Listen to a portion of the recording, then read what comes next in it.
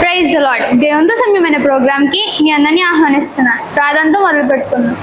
యేసయ్యా, గొప్ప దేవదూతని మహోన్నతుడయ్యా, ఈరోజు ప్రోగ్రామ్ అంతట్లో మీరు తోడుగా నడిపించండి అయ్యా. చక్కగా తని ప్రోగ్రామ్ అంతా మేము జరిగించడానికి మీరు సహాయం చేయండి అయ్యా. తని ప్రశ్న మమ్మల్ని అందరినీ మీరు జ్ఞాపకం చేసుకోమని అడుగుతూ యేసు నామములో ప్రార్థన అడిగి వేడుకుంటున్నాం మా పరమ తండ్రి, ఆమేన్. ఇప్పుడు ఒక యాక్షన్ సాంగ్ చూసుకుందాం.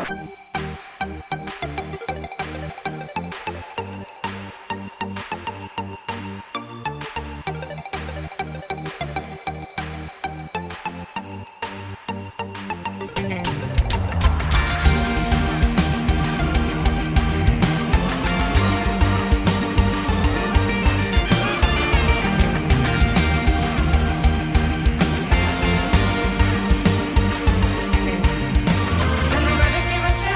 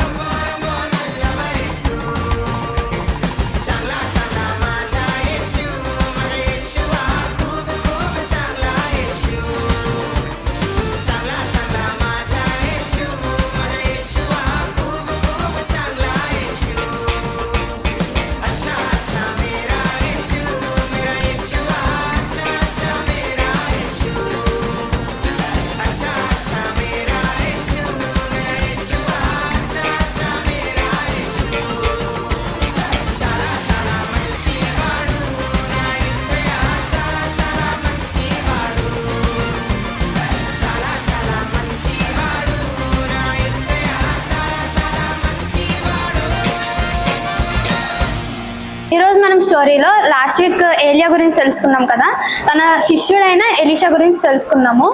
ఏలియా మరి దేవుడు వచ్చి ఏలియాని తీసుకొని వెళ్ళిపోతారనమాట. తనతో పాటు తీసుకువెళ్ళినప్పుడు ఎలీషా అంటాడు, నీ యొక్క ఆత్మ నాకు 2 పాలు ఆత్మ కావాలని చెప్పేసి అడుగుతాడు అనమాట.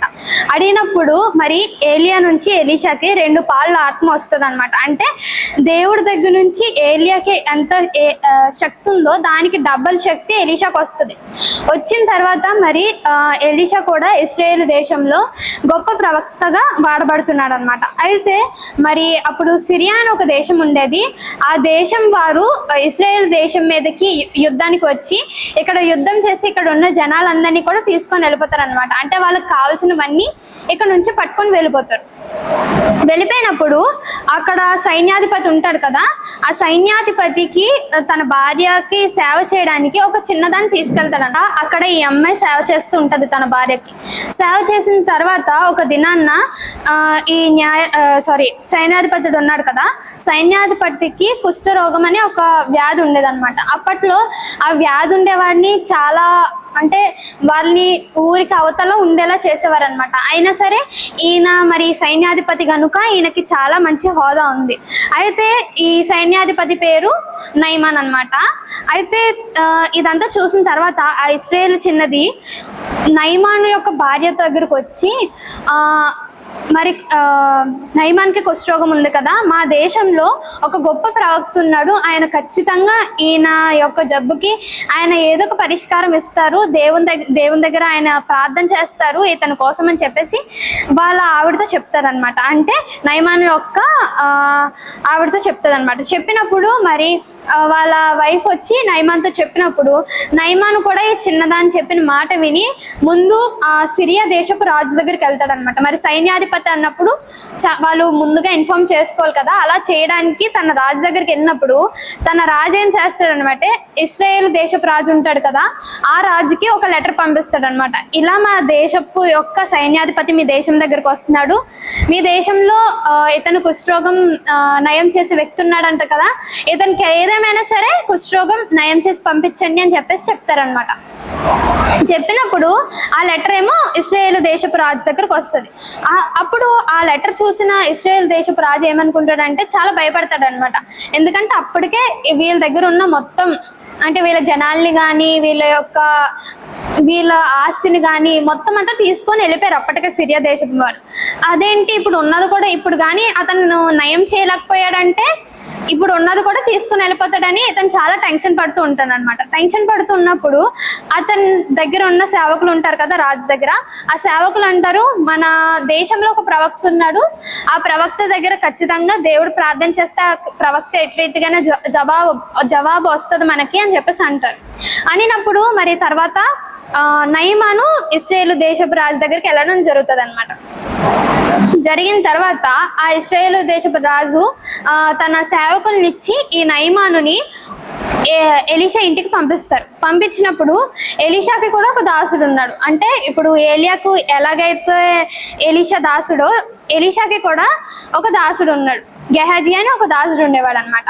అయితే ఆ దాసుడు వీళ్ళు రావడం చూసి వీళ్ళు వెళ్ళి కనుక్కుంటారు అనమాట, ఏమైంది అసలు ఎందుకు వచ్చారు అని చెప్పేసి అడిగినప్పుడు వాళ్ళు ఇలా చెప్తారు, ఇలాగా మా సైన్యాధిపతికి కుష్ఠరోగం ఉంది, మీ దేవుడు నయం చేయగలనంత కదా, అందుకని మేము మీ దగ్గరకు వచ్చాము అని చెప్పేసి అంటారు అనమాట.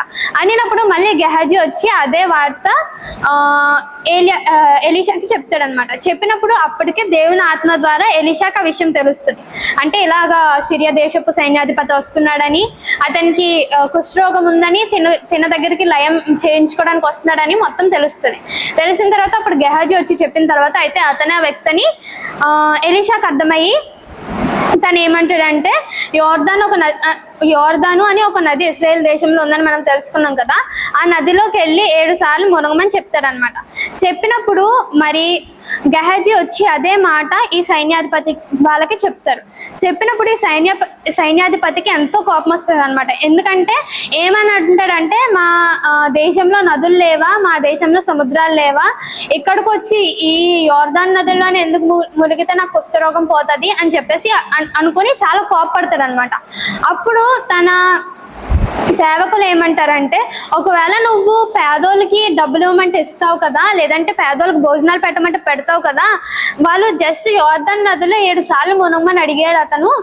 ఒకసారి మునిగి చూస్తే ఏం పోయింది మనకి అంటే, మనకేం నష్టం లేదు కదా దానివల్ల, ఒకసారి మునుగుదామని చెప్పేసి అన్నప్పుడు తన దాసుల మాటకి తిను కొంచెం లోబడినట్టు ఆ యోర్దాను నది దగ్గరికి వెళ్ళి 7 సార్లు మునుగుతాడనమాట. మునగగానే అతడుకున్న కుష్ఠరోగం మొత్తం పోయింది. అసలు కుష్ఠరోగం అంటే మొత్తం బాడీ అంతా అదోలా ఉంటది అనమాట, స్కిన్ కానీ మొత్తం అదంతా పోయి, చిన్నపిల్లల స్కిన్ ఉంటది కదా, అంత మంచి స్కిన్ దేవుడు నయమానికి ఇస్తాడు అనమాట. నయమాను ఇంకా వెంటనే చాలా సంతోషంగా కృతజ్ఞత చెల్లించడానికి ఎలీషా దగ్గరికి వస్తాడు.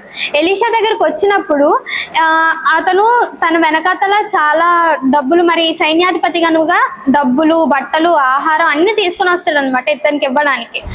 అప్పుడు వచ్చి తను నయమైపోయిన తర్వాత వచ్చినప్పుడు అప్పుడు మళ్ళీ గెహజీ వస్తాడు వీళ్ళ దగ్గరికి. వచ్చినప్పుడు ఏమంటాడంటే, ఇలాగా మాకు నయమైంది, నేను మీ అయ్యగారికి ఇలాగా కొన్ని వస్త్రాలు, కొన్ని ఆహారం ఇవంతా ఇద్దాం అనుకుంటున్నాను అని చెప్పేసి అన్నప్పుడు గెహజీ వెళ్ళి ఎలీషాకి చెప్తాడు అనమాట. చెప్పినప్పుడు ఎలీషా అంటాడు, వద్దు, ఇది కేవలం దేవుని మహిమ కొరకే, నాకేమి అక్కర్లేదు, కేవలం దేవుడే మహిమ పొందాలి అని చెప్పేసి చెప్తాడు. అదే మాట గెహజీ వచ్చి సైన్యాధిపతితో చెప్పాడు, కానీ గెహజీ మనసులో వాటి మీద ఆశ ఉండిపోయింది అనమాట. ఉండిపోయిన తర్వాత ఏమవుతుందంటే, వాళ్ళు సైన్యాధిపతి వాళ్ళు మళ్ళీ తిరిగి సిరియా వెళ్ళడానికి బయలుదేరిపోయినప్పుడు మరి వీళ్ళు కొంత దూరం వెళ్ళాకంటే సైన్యాధిపతి వాళ్ళు ఎలీషా ఇంటి నుంచి కొంత దూరం వెళ్ళిన తర్వాత గెహజీ పరిగెట్టుకుంటూ వస్తాడు అనమాట వెనకాతల. వచ్చినప్పుడు మరి సైన్యాధిపతి వెంటనే గమనించి ఏమైనా అవసరమైందేమో, లేదంటే ఏమైనా కావాలేమో అని చెప్పేసి వెంటనే ఏ విషయమో కనుక్కోవడానికి ఆగుతారు. ఆగినప్పుడు గెహజీ వాళ్ళ దగ్గరకు వచ్చి అబద్ధం ఆడతాడు అనమాట. ఏమైనా అబద్ధం ఆడతాడంటే, తన అయ్యగారైన ఎలీషా దగ్గరికి ఎవరో 2 వ్యక్తులు వచ్చారని, వాళ్ళిద్దరికి బట్టలు కావాలని, డబ్బులు కావాలని చెప్పేసి అడిగినప్పుడు మరి అదంతా సైన్యాధిపతి వింటాడనమాట. విని అప్పటికి ఎంతో కృతజ్ఞతతో ఉన్నాడు కదా, కృతజ్ఞతతో ఉండడం వలన చాలా బట్టలు ఇంకా డబ్బు కూడా తనకి ఇస్తాడనమాట, ఇచ్చి పంపిస్తాడు. కానీ నిజానికి తన అయ్యగారి దగ్గరికి ఎవరు వ్యక్తులు రాలేదు, అతని అయ్యగారు కూడా అడగమని పంపించలేదు. కానీ వచ్చి అబద్ధం ఆడి అవి తీసుకుని వచ్చి మేడ మీద ఎలీషా ఉంటాడు, కింద గదిలో గెహజీ ఉంటాడు అనమాట. అయితే గెహజీ గదుల్లో దాచుకొని వెంటనే మేడకి ఎలీషా దగ్గరికి వెళ్ళిపోతాడు అనమాట. ఎలీషా దగ్గరికి వెళ్ళిపోయినప్పుడు ఎలీషా చాలా స్పష్టంగా గెహజీని అడుగుతాడు అనమాట, నువ్వు ఇప్పుడు వెళ్ళి ఎందుకు తీసుకొని వచ్చావు అని చెప్పేసి అడిగినప్పుడు గెహజీ ఇంకా నో అనడానికి ఏమీ లేదు. ఎందుకంటే సైన్యాధిపతి వస్తున్నాడనే చెప్పినప్పుడు గెహజీ వెళ్ళి తీసుకున్నాడని చెప్పడా, సో దేవుడే చెప్పాడు అనమాట ఎలీషాకి, గెహజీ వెళ్ళి వాళ్ళ దగ్గర తీసుకొని వస్తున్నాడని చెప్పినప్పుడు ఇంకా ఎలీషాకి చాలా బాధ వస్తుంది. ఎందుకంటే ఎలీషా కేవలం దేవునికే మహిమ కలగాలని అక్కడ పనిచేస్తాడు. కానీ గెహజీ అటు రీతిగా చేయకుండా తన కోసం తన లాభం చూసుకున్నాడు అనమాట. చూసుకోవడం వల్ల ఏమంటాడంటే, అతనికి ఉన్న కుష్ఠరోగం అంటే నయమానుకున్న కుష్ఠరోగం నీకు వస్తుంది అని చెప్పేసి, అంటే నీకు, నీ కుటుంబానికి, వాళ్ళ తరతరాలు ఉంటారు కదా, వాళ్ళ పిల్లలకి వస్తుంది అని చెప్పేసి అంటాడు అనమాట. అటు రీతిగా ఇక్కడ అబద్ధం ఆడడం వల్ల గెహజీ శపించబడ్డాడు. అదే విధంగా మరి ఆ ఇశ్రాయేల్ చిన్నది ఉంది కదా, ఇశ్రాయేల్ చిన్నదైతే వాళ్ళకి దేవుని సువార్త చెప్పింది ఒక రీతిగా. ఎందుకంటే మరి ఇక్కడ కార్యం ఎవరు చేశారు, ఇశ్రాయేలు దేవుడైన యెహోవా చేశాడు కదా. అంటే ఒక విధంగా ఇశ్రాయేల్ చిన్నది వాళ్ళకు సువార్త చెప్పి మేలు ఆశీర్వాదాన్ని పొందుకుంది. కానీ ఇక్కడ ఈ గెహజీ వెళ్ళి అబద్ధం చెప్పి శాపాన్ని పొందుకున్నాడు అనమాట. దీంతో ఈ స్టోరీ ముగించమాట. రోజు స్టోరీ చెప్పాను కదా, దాని నుంచి కొన్ని క్వశ్చన్స్ అడుగుతాను, మీరు ఆన్సర్ చెప్పండి. ఫస్ట్ ఏంటంటే, ఏలియా యొక్క శిష్యుడు ఎవరు? Elisha. Gehazi wrong answer, Elisha right answer. Okay, మరి సిరియా దేశపు సైన్యాధిపతి యొక్క పేరేంటి? నెహెమియా. రాంగ్ ఆన్సర్, సిరియా దేశపు సైన్యాధిపతి యొక్క పేరేంటి? నయమాను. ఓకే, మరి నయమాను ఎలీషా దగ్గరికి వస్తారు కదా, అప్పుడు ఎవరు వచ్చి ఎలీషా వాళ్ళతో నయమాను వాళ్ళతో మాట్లాడతారు? గెహజీ. Okay, right answer. మరి వచ్చిన తర్వాత వాళ్ళు దేనికోసం వస్తారు అసలు ఎలీషా దగ్గరికి? కుష్ఠరోగం నయం చేసుకోవడం వస్తారు. ఎవరు చెప్పడం ద్వారా వాళ్ళు అక్కడికి వస్తారు? ఇశ్రాయేల్ చిన్నది. Okay, right answer. Elisha Gehazi ద్వారా నయమానుకి ఏమని చెప్తాడు అంటే, తనకి ఆ వ్యాధి పోవాలంటే ఏం చేయాలని చెప్తాడు? యోర్దాను నదిలో 7 సార్లు మునగాలి. Okay, right answer. మరి అప్పుడు ఫస్టే తను వెళ్ళి మునుగుతుందా లేదంటే ఏమవుతుంది దాని తర్వాత? ఫస్ట్ తను కోపం పడతాడు, ఏంటి నేను ఒక చిన్న నదిలోకి వెళ్ళి మునిగితే కుష్ఠరోగం పోతుందా అని. ఆ తర్వాత శిష్యులు వచ్చి చెప్తారనమాట, ఇలా ఏమో ఉండదు కదా మనకి, నష్టము మునిగితే మునిగితే ఒకసారి అని చెప్తారు. తన దాసుల మాటల వల్ల మళ్ళీ అప్పుడు వెళ్ళి మునుగుతాడు. అప్పుడు ఏమవుతుంది మునిగిన తర్వాత? కుష్ఠరోగం పోతుంది. Okay, right answer. మరి తర్వాత వాళ్ళు వచ్చి ఎలిసాకి కొన్ని బహుమానాలు ఇద్దాం అనుకుంటారు కదా, మరి ఇద్దాం అనుకున్న తర్వాత ఎవరు వచ్చి మళ్ళీ వాళ్ళ దగ్గరకు అడుగుతారు? గెహజీ. Okay, right answer. మరి ఇలా గెహజీ వచ్చి అబద్ధం చెప్పి అడుగుతారు కదా, దానివల్ల తనకి ఏమొచ్చింది? కుష్ఠరోగం. ఓకే, దీంతో క్వశ్చన్ ఆన్సర్స్ ముగించబడ్డాయి. మరి ఈ స్టోరీ నుంచి మీకు ఏం అర్థమైందో చెప్పండి. అబద్ధం ఆడకూడదు, దేవుని పట్ల ప్రణాళికలు కలిగి ఉంది. ఆ చిన్నదానిలాగా విశ్వాసం కలిగి సువార్త చాటి చెప్పాలి. దేవుని మీద విశ్వాసం కలిగి ఉండాలి, దేవుని మీద ఆశ చూపకూడదు. దేవుడు తగిన కాలంలో మనకి అద్భుతం చేస్తాడు.